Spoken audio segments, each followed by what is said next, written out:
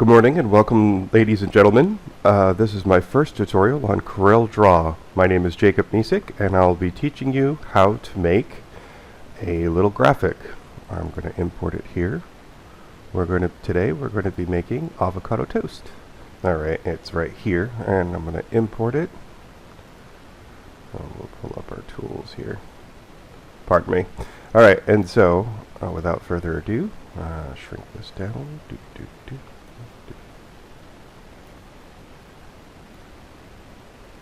Here is my avocado toast. Alright, so just shrink it down just a little bit.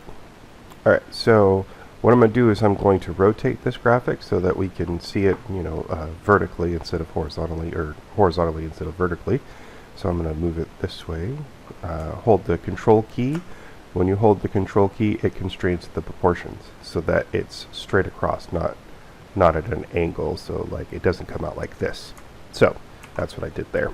Alright, so now what I'm going to do is I'm just going to move it up to about, some center area. If you scroll in with your mouse and scroll back, scroll forward for in and back for out. And then what I'm going to do is I'm going to go to my Objects tab, which is over here on the right hand side. However, what I'm going to do is just to make sure that you all know where it is, I'm going to go up to Window, go to Dockers, and then under Dockers is Objects. That's how you get to this tab if you don't see it here.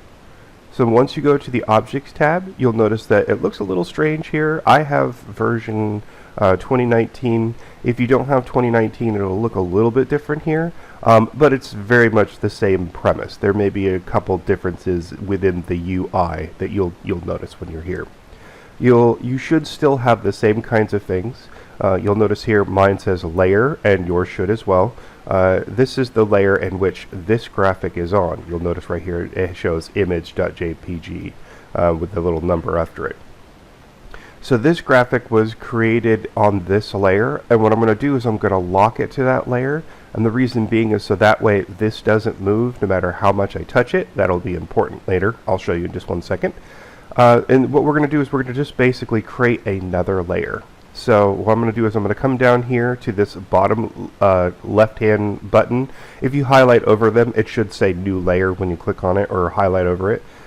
When you click on it, what will happen is you'll get a second layer, and that's the one we're going to create the graphic on. So what I'm going to do is I'm just going to basically give this a generic name, graphic, like so. And now I have this extra layer that I can basically draw on that does not affect my bottom layer. And that's important because sometimes you don't want that layer to move. You want to make it so that the bottom sketched graphic, the sketch that you've done, is stationary. It doesn't. It's not affected by this top layer. And this is also important because later on, when you have all of this traced out, you can just click on this, and your top layer will show. So that's one of the benefits with Corel Draw. That's one of the reasons why I like Corel Draw. This can be done in other programs. Corel Draw is not the only vector illustration program of choice. There are plenty of other choices out there. There's Illustrator, there's Inkscape, there's a program by Serif, and the name of it escapes me right at this moment.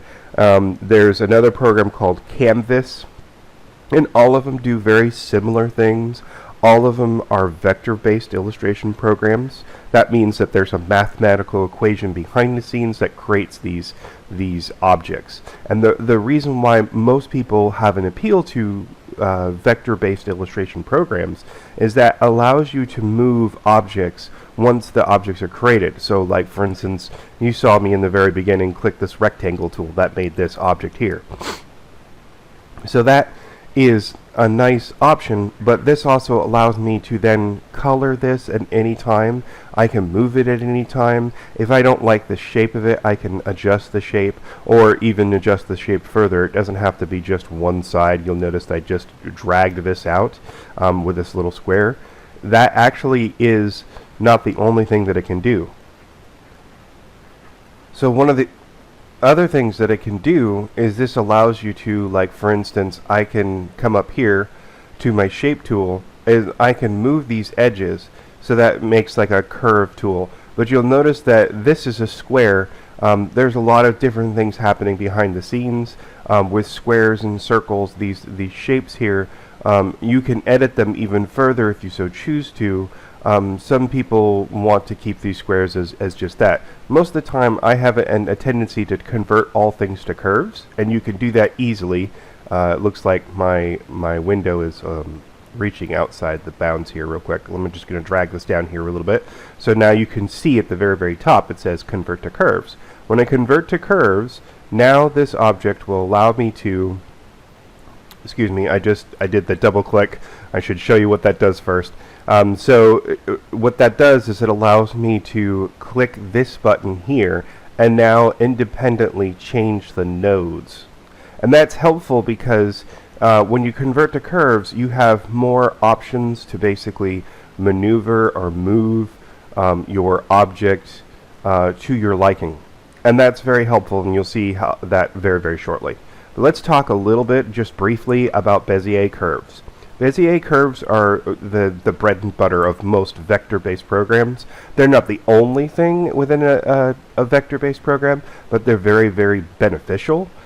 You have a series of tools on the left-hand side. The fourth one down, 1, 2, 3, 4.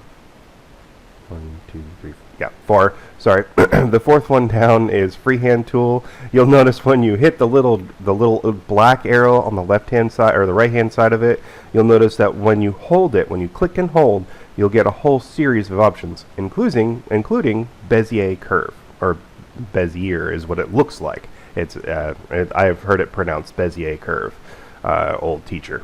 So anyways, the Bezier curve is very, very helpful because it's what allows you to make these points. So I can make from point A to point B, okay? And what Bezier curve allows me to do is actually create closed objects. So that's now a closed object because I went from the point A to point B to point C to point D, and then from point D to point A. Excuse me. And when you close point D to A, what happens is it allows you to then, that's a closed object, so now I'm able to fill in that closed object. Now if this was not a closed object, oops, let me control Z that, there we go. Okay, so when you have a closed object like this, it allows you to fill in this area. However, if I right click this, and there should be an option in here to cut, not that cut. Oh, I know what it is. I'm on the wrong place, that's why. When you go back to this little shape tool here, what happens is when you right click that particular node, you can break apart that curve. Okay? When you split and break apart that curve, now these two nodes are no longer attached to each other. So you basically have now the 5 nodes instead of just the 4. But when you take this node and you drag it to this node, now it's a closed curve, and you see it turned back to pink. And the reason being for that is because now it's no longer a closed curve. Now there are cases where you may not want to close that curve, but you want to fill in that object, and there are ways to do that, but we're not going to go through that just yet because there's only particular cases that we really, really want to do that. Typically, I don't usually use that object just because, for sanity's sake, I usually either have the nodes, the objects closed or open. It's a matter of preference, really. Okay, so Corel Draw allows lots of different options. This is just one of the many things, as you can see, this Bezier curve. It allows you to create your object, basically trace out objects. And so that's what we're going to do with this in this tutorial. I'll just do a really quick little trace here. So I'm going to delete this. And what I'm going to do is I'm going to take my Bezier curve tool. Let's talk a little bit about the Bezier curve tool before I trace this out, just something real quick just to talk about how this works. You saw me just create like nodes, and they were quick, straight, static nodes. Now there is a way to actually, if I click and hold my mouse, you'll notice that there now becomes these 2 handles. These 2 handles are important because when I draw another node, you'll notice that there's now handles on the other side when I click and drag. I did the same click and drag, by the way. When you click and drag, you'll notice you get these handles that actually curve out this shape. And this is important because this allows me to curve out these edges of this graphic. So this is helpful because I can actually shape this. Like we said before, if I don't like something within Corel Draw, I can always just take an object, move the object, change the color, the size, the shape. I can click this little square on the right hand side. When I click an object and I have the picker tool, I can basically click twice, and that'll allow me to have these transform objects. So when I rotate on a corner, I can flip it all the way around 360 degrees. Or if I want to, I can come up here to object. Let me think about this real quick. I believe it's object. Oh, no, right here. Right here, there's these two tools here. These are flip vertically and horizontally, or mirror horizontally and vertically. Some programs, they call it flip. This program calls it mirror.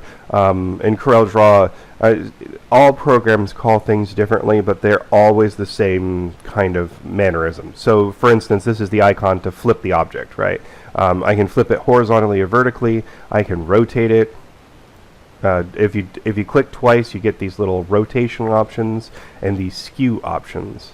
So there's some really nice features within Corel Draw, some quick things. The reason why Corel Draw became the program of choice for me was because when I worked for different companies, Corel Draw was the program of choice, and then it later on became my program of choice. I started on Illustrator back in the day in college, and it's a great program. It does wonderful things. I still use it from time to time, but Corel Draw, because of my time with it, using it all the time, it became the standard for me. It's not the industry standard, however, it is the standard for me. I used to work for sign shops. I've worked for all kinds of different companies, and for sign shops specifically, Corel Draw seems to be the program of choice for them.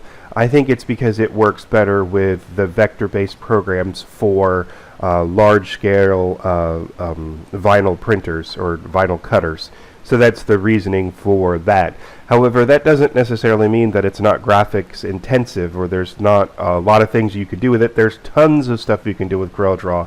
I'm always an enthusiast about it, but I don't want it to be the only program of choice. If you can make vector-based illustrations using Illustrator or Inkscape or some other program like Canvas, it's up to you. It's what you make of it.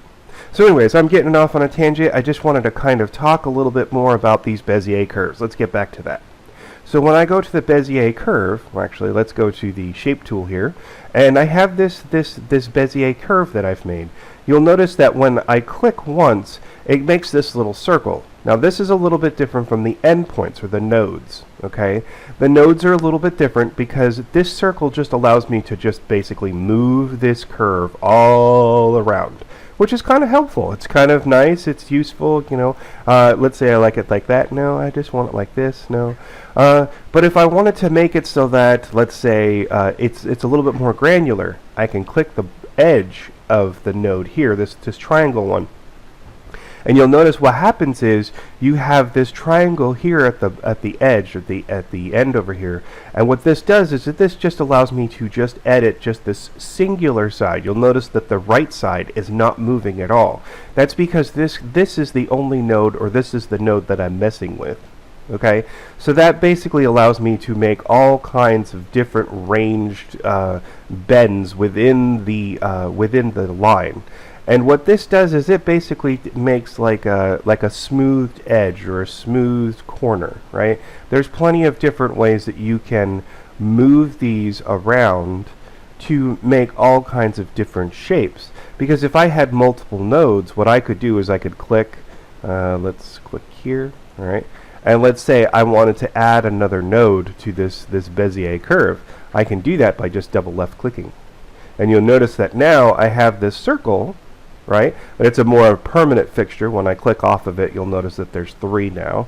But when I click on this node in the middle, you'll notice that now I have these 2 what they call handles. The triangles is new. That's the new in 2018, I think. Corel Draw 2018 is when they started doing the triangle arrows at the ends. I think before that they were just squares. However, what these do is this allows you to pull these handles in different directions, which make different kinds of bendy shapes or curved shapes. I can also extend them out, which allows to move the curve up and down. So I can really move these around, which is great. It allows me to make, like I said, all kinds of different shapes.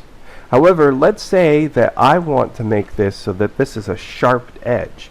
Like I wanted to make this so that they're curved, but that this bends at the end to make like, well, what are some things that we could do with this? Well, let's say like this, okay? Let's say I'm going to take my Bezier curve here, and I'm going to click once and bend, click once and bend. I'm going to click once and bend, click once and bend, click once and bend. Every time I'm holding down when I click it, and then I'm going to click once over here, and one here to close the curve. You'll notice that it turns into like almost like an enter key when you click on the closed curve to close the object. So now what I'm going to do is I'm going to just move this over just a little bit just so that we can see it. I'm using again the move tool to move it over, and I'm just going to get some of this stuff out of the way. And let's just I'm going to move the I'm just going to turn off the visible sketched layer so we're just looking at this one object. So this is a pretty interesting shape. This is kind of nice. But let's say I just want a sharp corner to make it look like almost like a flame.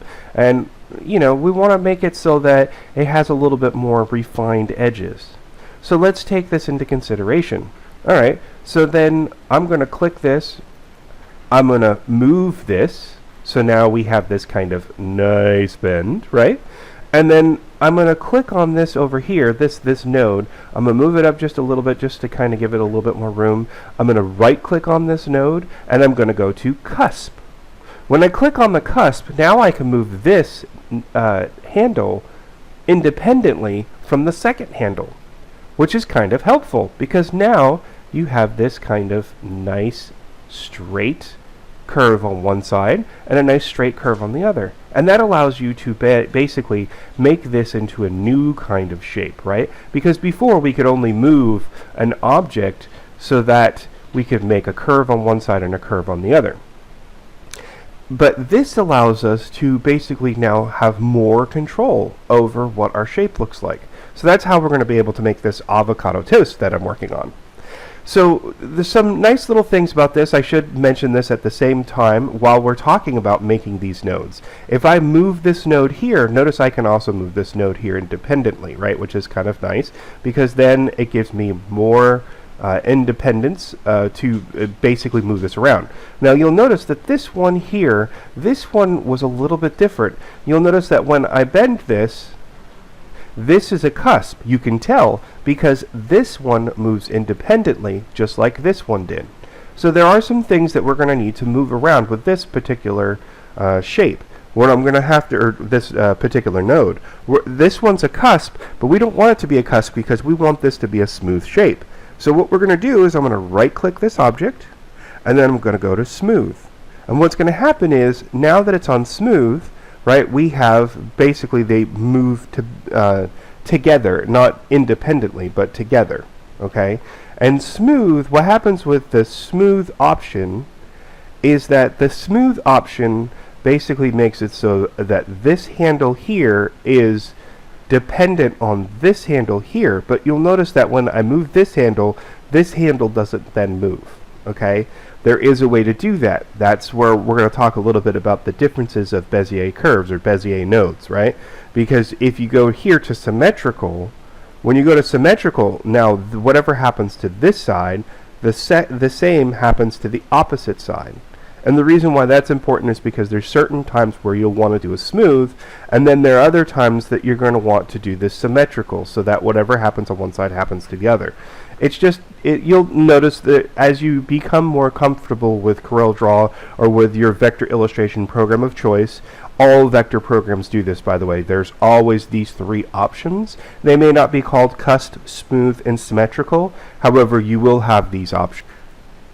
Okay, so now that we're at this point, I'm going to take this object here, and I'm going to, or this node, excuse me, I'm going to right click on this node, and I'm going to go to cusp, and we're going to drag it down, And you'll notice now it kind of has this new, this new kind of shape, right? So now what I'm going to do is I'm just going to smooth out some of these. I'm going to right click, I'm going to go smooth again, oops, smooth, and now I'm going to move this over and I'm going to move this out. So now it looks like a flame, right? So there's some really nice little features here within Corel Draw that allow us to kind of make these shapes and just refine them. That's really what vector illustration is where it shines the most over a bitmap graphic.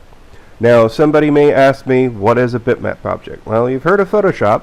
If you've used Corel Draw, you're most likely, chances are, you've heard of a bitmap program such as like Photoshop or Photo Paint in Corel's world. There's lots of programs out there that do bitmap-based graphics, Autodesk SketchUp. There's all kinds of programs, right?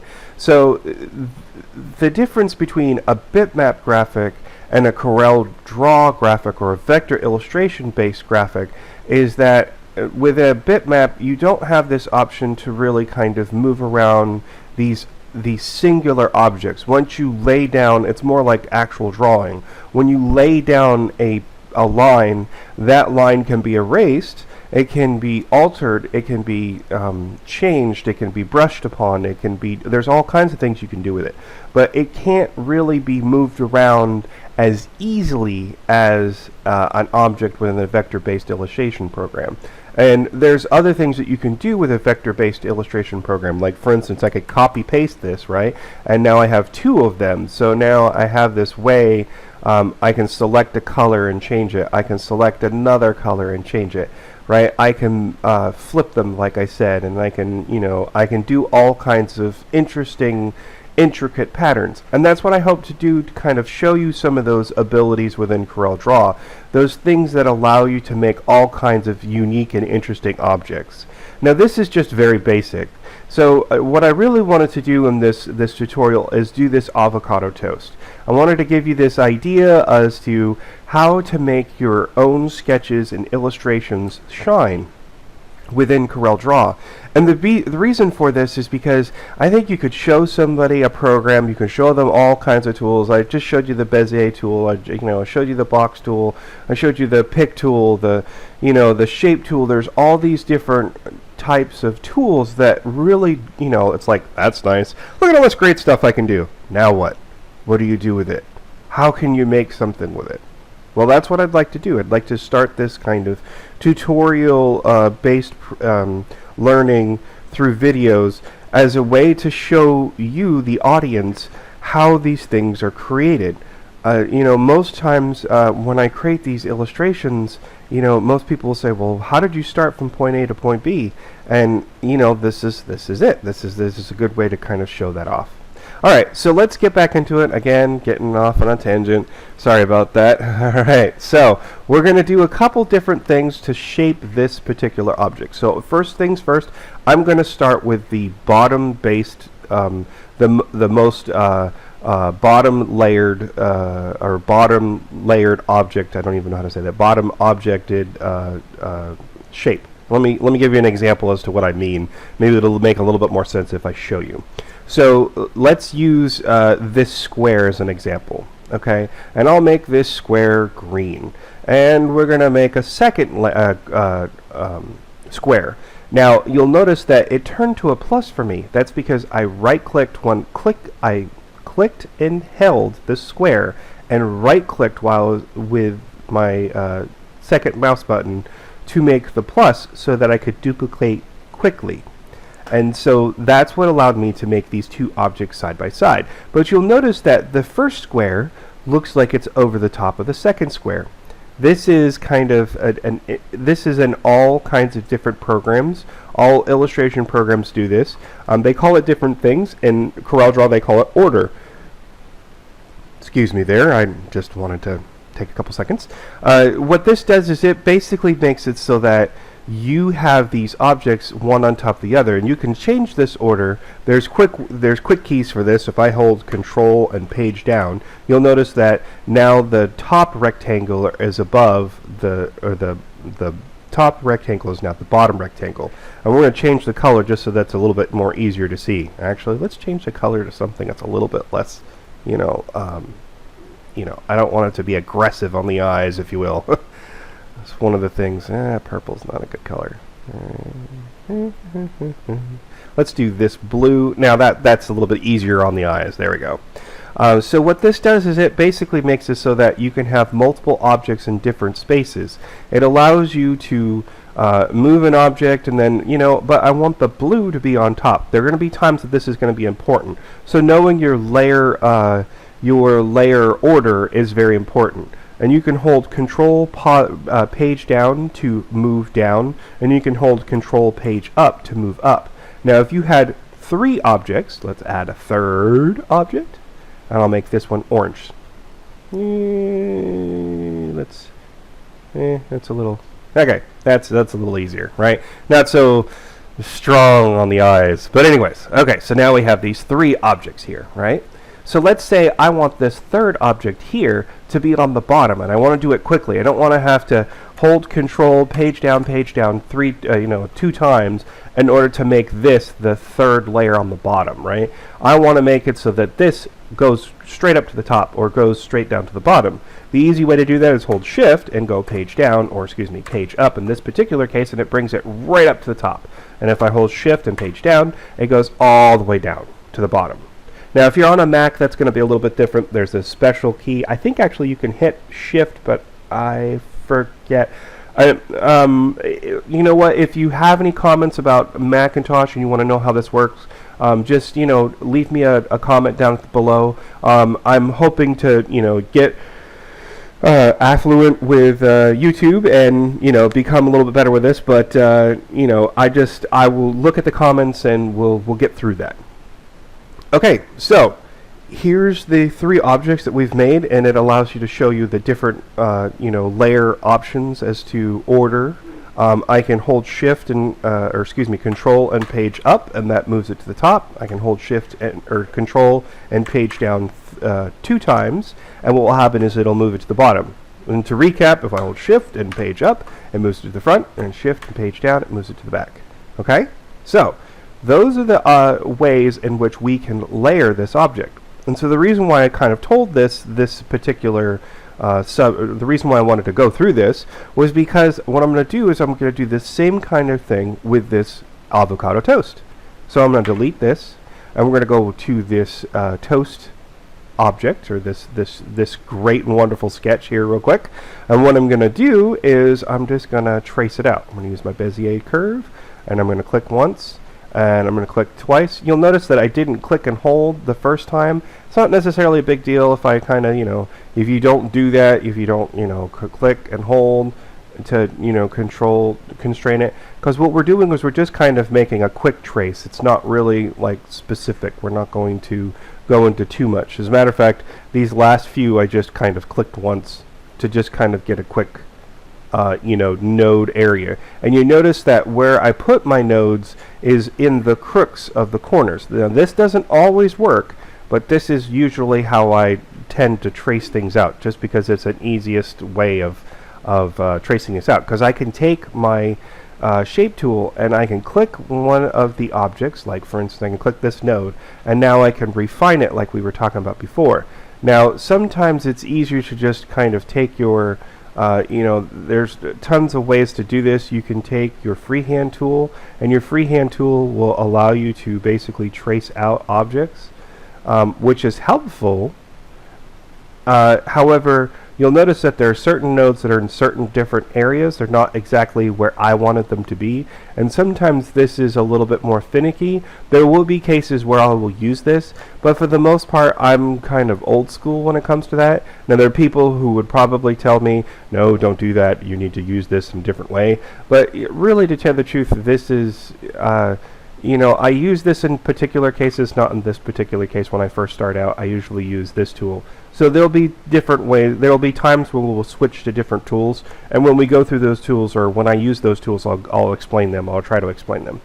So what I'm going to do now is I'm just basically going to click on my shape tool here. Now you can hold F10, or if you're in this pick mode, if you're in this move, pick tool kind of option where you have an object selected and you're moving it around, what you can do is you can double left click and on the edge of that shape, and what will happen is it'll move you directly into the shape tool.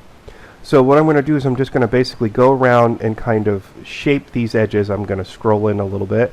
I'm going to click this edge here. You'll notice that I'm not using the arrow, this arrow here, or the handle, and the reason being is because I just wanted to kind of quickly move it around. And then I'm going to right click this one. I'm going to go to cusp. I'm going to hold my middle mouse button down and move. And then what I'm going to do is I'm going to click on this object again. I'm going to click this node here. I'm going to make sure this is set to cusp. It is. I already set it to cusp. That's right. Sorry about that. What I'm going to do is I'm going to move this here. I'm going to click on this node. I'm going to go to cusp again. I'm going to kind of straighten this out just a little bit like that. Yeah. All right. And then I'm going to right click here. I'm going to move this node down. Oop. I'm sorry, not right click. I'm going to left click and move this down. I'm going to left click this little area, this arrow node, or not node, this handle. And you'll notice that, see, this handle's not moving the right way. I can't move it up and down. That's because it's not a cusp. So I'm going to right click and say cusp. Move this down like so. Now in here, I'm going to want to kind of, more refine this edge. So what I'm going to do in this particular case is I'm going to add another node by double clicking again. And then I'm going to just kind of scale these handles back just a little bit. And what that's going to do is it's going to change the kind of angle, the curve a little bit, if you will, to kind of give it this rounder shape. And that's matter of preference, really. And then, so I'm going to go down here. I'm going to do the same thing. So you'll notice this one's a line. So I didn't go through that. This one, when you right click, this says line, to line is what it's set to right now, because I have the curve option, so that means it's a line, right? So if I hit curve, what that does is it then gives me my two handles so that I can make this into a curve. A curve is basically the bendy line that we made, right? But in this particular case, I'm going to leave it as a line, right? Because I want to make sure that, that it's a straight, just crisp line. That's just in this particular case. I may change that later. There may be other cases where I want to change, to a line, but it's helpful when you want to make a straight edge to keep it to a line. Obviously, that's the reason when they call it a line, right? All right. So but this one's not a line. This one's a line, and I want to change it to a curve. So I'm going to change it to a curve. I'm going to double left click to add a second or a node in between, right? And I'm going to click and drag it here. I'm going to click and drag this one here, the handle, and same thing with this handle. I'm going to move it out like yay. And then we're going to do a happy dance, right? Paint happy trees? No? Anybody get that reference? Leave me a comment if you got that reference. In any case, so that's close. It's not, there's a little bit of a difference between the two shapes. Is it important that it's symmetrical? Maybe. There's a good reference. There's a good chance that might be the case. This line here, this edge here is a line, so I'm going to right click and go curve. Once again, curve. All right, and so then I'm going to right click and we're going to go. It's already set to curve, right? So we should be able to click here. No, it's not. Okay. So here's a particular case where this is important that we go through. I'm going to move this up here just a little bit so we can move it a little closer in the middle. You'll notice that when I click this line here, it says to line. And then I clicked this line here, and it said, oh, to line. So there's this issue is like, okay, so this side is a line, but this side's a curve. But you'll notice this side has bendy lines, right? So in some cases, it's about judgment. Eventually, you'll get to a point where you'll become comfortable with Corel Draw that you'll know it's I don't even know how to call that. It's idiosyncrasies. You'll know what to expect, right? So in this particular case, instead of kind of messing with, okay, this says to line, so that means it's a curve, but we want this side to be a curve, but we want this side to be a curve as well. So I'm just going to go to the middle of this line and right click and go curve. So sometimes it kind of throws you for a loop. You'll expect something, but then see something completely different. You just have to kind of use your better judgment, and it's okay to get frustrated at the beginning. It takes a little bit of time to get used to. As this didn't, I'm moving. I might be moving a little bit of fast for some of you out there. Leave me a comment in the comment section to let me know, and then I'll slow it down for the next video. This is all kind of new to me. If something, if I'm moving a little fast, it's just because I've had lots of practice with this. I don't want to bore you with just the little finer details too. So, if you want to know more, let me know. But if it's too much, let me know too. All right, so I'm going to right click this one, I'm going to curve and move this one up. So there we go. So now I have this traced object, right? That's basically the gist of it. I'm going to do the same exact thing for all these little different spaces. And then we get into the lighting and shadowing. And that's going to be a little bit different because there's certain cases where I may not want, like for instance, this little particular black object here that indicates a shadow or like a bubbly kind of object in the back to kind of give it this shade. You may not want that, right? You may want that to be a different color or a different shape. That's okay, because you can do that. You have the option to kind of pick and choose. You're the editor of the particular graphic or illustration. So here's the first kind of traced object. You'll notice that I haven't really gone crazy on it. I didn't refine it to its lowest detail. I didn't go crazy about adding extra nodes. There's all kinds of ways that you can do this too. And there's no wrong way, right? Or well, yeah. So, but really to kind of, in this particular case for what we're doing, there's really no easy or wrong way to do this, right? You just take your time, go around shaping the object. Now, this is just one particular object, and then when I add my color, it'll just kind of fill in. Now this will be the bottom, right? But you'll notice that now I can't see my object. So how do I trace this when I can't see it? Well, there's an easy way to fix that. Go up to View, go to Wireframe, and now the color is completely gone from your graphic. It takes out the middles, if you will, of your objects. So it allows you to trace objects quickly and easily. Once you're done tracing, then you would go back to View and go to Enhanced once more, and you'll notice that now I have my colors back, right? So that allows me to just basically make my traces, and then once the traces are done, then I have this object. So that's one of the nice little features of this. So now I'm going to go back to that wireframe because I'm going to work from that from here on out. Okay. Now there are some things that we should probably talk about a little bit later.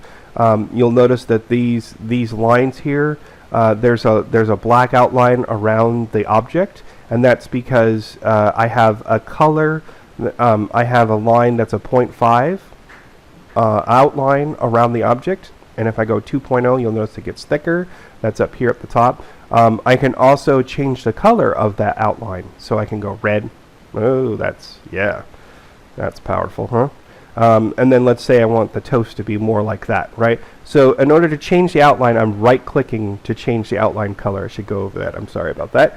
And then let's say I want to make that a little bit thicker to kind of give this outline of toast. So you'll notice that this is starting to take shape. It doesn't take much to make it give it a little bit of shape. There may be a case where I like this, but I want this to be symmetrical, let's say. Okay, so if I want to make it symmetrical, how do I do that? How do I make this symmetrical? There's a couple easy ways to do this. Let's cheat a little bit, or what I would call cheating, right? Because it's let's just go through this. It's lots of fun. Okay, let's not make this too difficult. We'll just draw a line like this. Yeah, easy enough. Or a box, right? We made a square. We took a square and put a box there. And then what I'm going to do is I'm going to click my pick tool. I have this box. I'm going to fill it in just to make it easy to understand, or to go through. Okay, so here's that box. I'm going to hold my shift key and click on the object, the curve that I made. That's the bread. And I'm going to go up here to the top, and I'm going to look for my subtract option, my trim option, excuse me. Again, program choice. Illustrator calls it something different. Inkscape calls it something different. But there should be this object, okay? These, I forget what they call these, but basically this is to trim this object from this object, this gray object from this object. And so that allows me to basically take that away, right? Well, why would I want to do that? Because now I'm going to take this object, I'm going to click and drag and right click to make a duplicate, and I'm going to click my mirror horizontally, and now I have this horizontal version, which is symmetrical, right? That's where some would say they want it symmetrical, and there you go. So there's some nice little features here. If I double left click to bring it back into the shape tool, and I'm going to move my line here just a little bit, and I'm going to do the same thing down here just a little bit. Okay, so now I have this kind of overlap, and the overlap is important in this particular case, because what we're going to do is we're going to union these two together. Union basically takes the two objects and merges them. So now our weld, excuse me, again, Corel Draw thing. Sorry, Corel Draw guys. I'm going to weld this together, and you'll notice that now it's one solid object. Now there's just one final step that I'm going to do in this, and that is I'm going to double left click again on the inside of the object, and you'll notice that there's this kind of mess. And the reason being is because these nodes it tried its hardest to kind of put these together, and it couldn't quite, see those lines merge together right enough. So what I did was I selected them by clicking and dragging all those squares on the shape option, okay, shape tool. And now I'm going to hit the delete key, and now all those nodes are away. Now that may be something that you guys probably wanted to know before. How do I get rid of these nodes? Well, you can just double left click, or if you have like a whole bunch of them, 1, 2, 3, and I just click and drag and make a selection of all three of them, and I delete them, and they're all gone. So now this object is symmetrical, right? I might want to shape it even further than this, right? There may come a time where I think that this circle, this node here seems a little too flat on this edge, so I might want to refine this just a little bit. Now this takes the symmetry away because it doesn't affect this side. However, there are probably ways to do that if you really wanted to. Look up Corel Draw, or if anybody knows how to do that, put it in the comment section. That's the fun of Corel Draw. It's tinkering with it and playing with it and trying to get it to do what you need it to do. All right, so I'm going to go back to the wireframe, and we're going to trace this out. I'm just going to make a quick trace of all these objects. You're probably not going to want to sit here for an hour to watch me trace all these out for an additional hour. You guys already been here for 43 minutes. Thank you for watching this video so long as it is already. I'm going to speed this up a little bit. I'm just going to pause it here, and I'm just going to trace these objects just like I traced this shape here. Okay, so I'll be right. Okay, so here's about 10 minutes later, and we have some just basic objects created and drawn. You'll notice that it looks kind of flat. There's a couple things here. This is just kind of a preliminary quick sketch. There's not really too much here. However, this just goes to prove the kind of this is where Corel Draw, in my opinion, kind of shines, because it allows you to take all these objects and just refine them now. I have the basic objects that I needed to create. There's a couple things that I did here quickly. We used the duplicate option here to kind of make these objects and then just drag them over to the other side. Same thing with the eyebrows. The eyebrow is just a click and drag, and then I just flipped it, right? So I didn't have to draw it twice. I just drew it once, and once it was done, then I could flip it. But there are lots of different things here now that we're talking about that's in the color space that needs to change, right? So for example, this dark line around this green may not work. I may need something that's a little bit a little bit more refined, and I might need it to be a little bit thicker, right? So those are the things that now we're going to tweak to basically make to make look a little bit more correct. That's the part that's the finessing of Corel Draw, right? You just keep on playing with it until it looks to the point where it's something a little closer. Now I also wanted to take this time to use this tongue, because you'll notice this tongue looks like it's out of the mouth.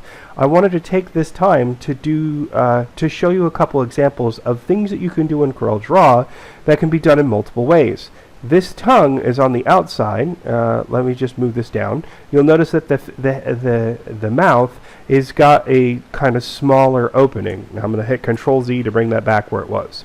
Let's say I want to put this tongue inside that mouth, right? Or put any object inside of another object. But I wanted to trace out the mouth line, and I want to see this tongue kind of disappear inside that. Now there's two ways that I could do this, okay? It's a matter of preference. In Corel Draw, there's this option called you can place things inside objects. So if I go up to Object, and then I go to Insert, Power Clip, excuse me, and then say Place Inside Frame. Now when I click the frame, which is the object in which I want to put it in, which is the black one, right? You'll notice that now that tongue goes right directly, whoop, right into the mouth there.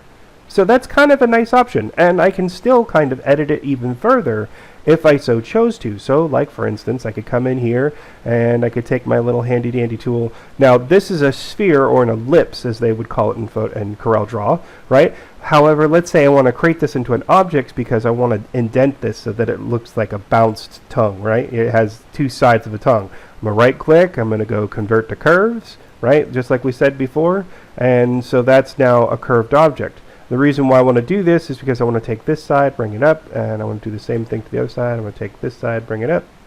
I'm not really worried about how, perfect or symmetrical that is. If I really wanted to be symmetrical, I could put in a line like this. If you drag on your ruler bar, when you drag on your ruler, you'll get, oh, that's right, I can't do that while I'm in this mode. Sorry about that.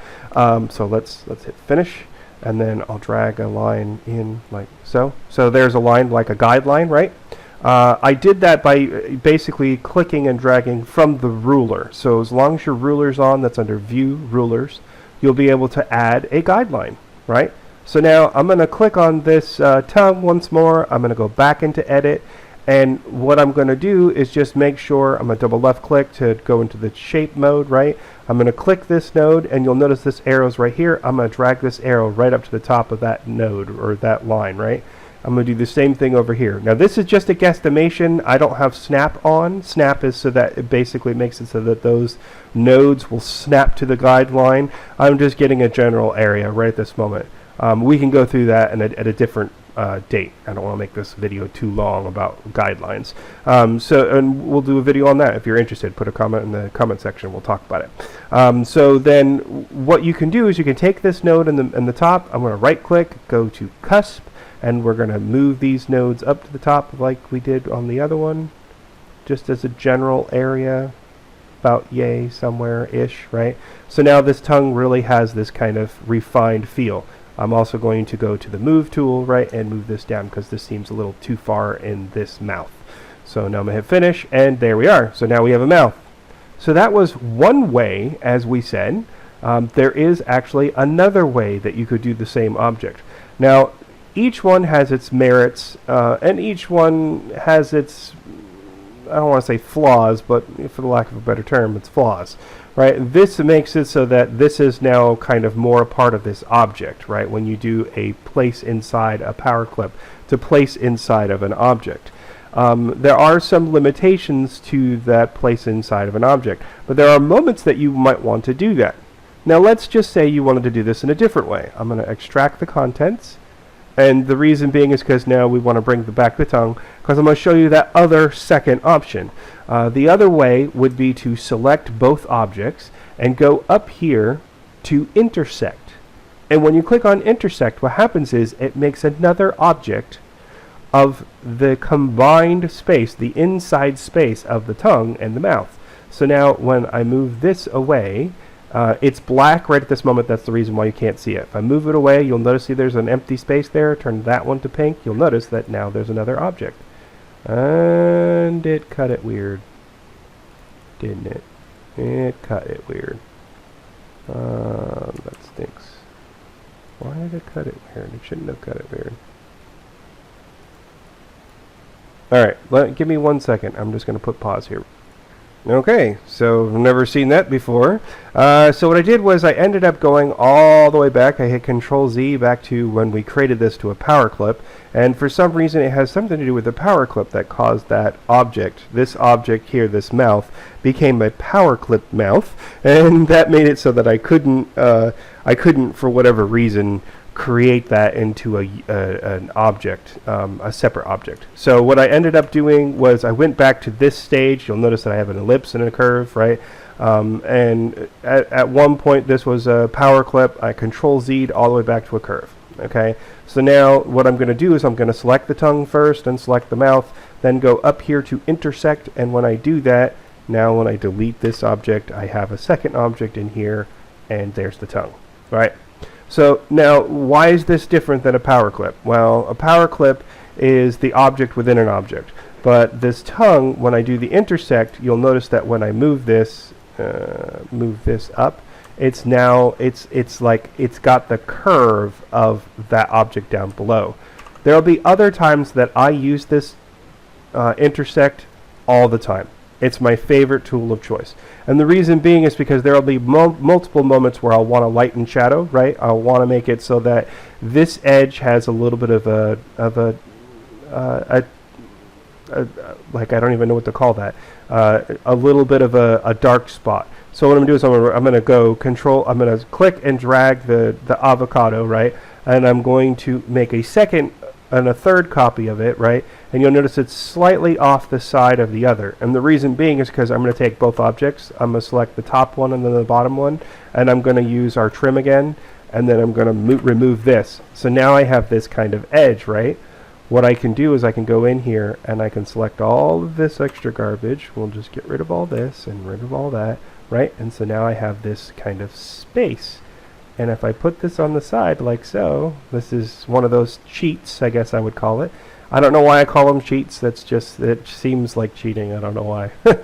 And then here you go. Here's a kind of like a dark space within that space. And there are ways that we can even, tighten this up a little bit more.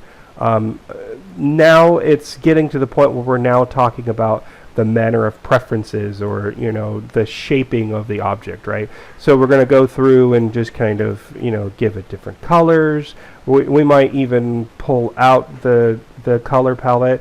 This is the Corel Draw palette. Well, not so many colors, right? So I can click and hold, and when I click and hold, it'll give me other colors to choose from, which is nice. I like that. It's nice, but it's a very limited color palette. So let's put that back. Let's just put that back. There we go. Okay, so then I'm going to go Window, go Color Palettes. We'll go to Palettes. And here's all the palettes that we can choose from, including, there should be one area where we can choose Spot, Pantone, right there, right? So I can choose the Pantone one, and there's a lot of colors. That may be too many. Let's go back. Oh, and it changed my size. Hang on just one second. Sorry, I had to fix my window there from hitting that palette option. All right, so let's go. Let's drill down this a little bit. We're going to go to Pantone. We'll choose previous version, Pantone. We'll choose solid coated, right? Because that should be a series of colors, but not too many colors, right? It's just one palette, too. It's not multiple palettes, which is kind of nice. I didn't even know the new version of Corel Draw did that. I've been using Corel Draw since 9, so there's been a lot of new changes within the new version. Some of them are really great, and other ones I'm unexpected, like that one. I didn't expect that to happen, but that's kind of cool that they add those options. It adds more features. Every time Corel Draw comes out, they come out with these new options, and I'm like, oh, I didn't know that wasn't a feature. So that's kind of the fun of programs, if you like programs. Anyways, I'm getting off on a tangent. Okay, so I'm going to choose a couple colors here. Let's choose. Oh no, that's a little too. That's not so bad. And so this is, we're getting to a point where now we're talking about just playing with Corel Draw, playing with colors, and playing with how it's going to look. See, that's not so bad. I kind of liked this green a little bit better. It's a little too powerful, though. Need something. Yeah, I like that. let's do that. Okay, so then I'm also going to choose a color for the edge. Too green. That's not so bad. That one right there. Okay, so Pantone 369. We'll use that here. Right? So now we have kind of more of an avocado color. And then we'll stop there because this video is getting too long. Okay, so hopefully this video was helpful and it kind of answered some questions about Corel Draw and how Corel Draw works. There are so many wonderful things about this program, and I hope you like this video. If you like this video and found it informative, or you want me to do certain things, please leave a comment down below, or give it a like and subscribe. I'm going to try to do a couple more of these videos, so if there's anything that you would like to see in Corel Draw done, if there's something that you're not quite understanding in Corel Draw, I've had enough time with Corel Draw that I probably, if I don't know the answer, I probably know somebody who might know the answer, or I will be able to figure out the answer, and kind of give you hopefully a good enough tutorial. So yeah, just stay in touch. That's the end of the video. Thank you very much for watching, and I'll look forward to seeing you in the next one.